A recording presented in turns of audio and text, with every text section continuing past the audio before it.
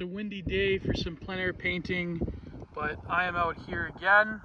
This is the scene I'm working with. It's right in that crescent over there, and I have essentially the blocking stage done, and now I'm going to proceed to filling in all those bigger shapes. I'm going with something very more earth tony for some of the darker shapes. So here I'm just going to create the body of a lot of those shapes now that I have the basic stages blocked in, and that whole tree line I will have to make bluer, even though it may appear like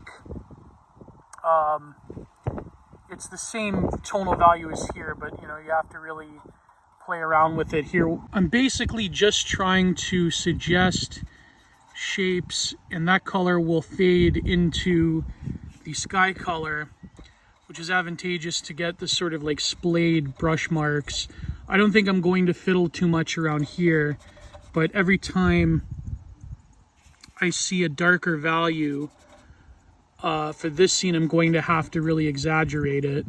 So there's little crescents and little shapes. It's kind of, at this time of year, you just really want to aim for having more of a coherent color scheme and not really focusing too much on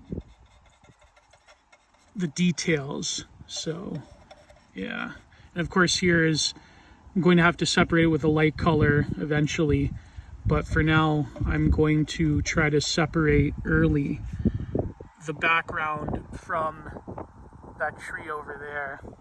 For a lot of that sort of very warm brownish early autumn color, it's very good to have a warmer dark earth tone like I'm using asphaltum here, combined with Venetian red. I blocked in quite a bit, and notice how I'm still using green because it is early autumn. You're still going to get a lot of the greener and more yellower tones before I go to a lot of the tree foliage that has been turned, you know, into autumn colors. And I put in the details and the sky color, and I think it's done. I'm not going to fiddle around too much with it or else I'll end up ruining it, so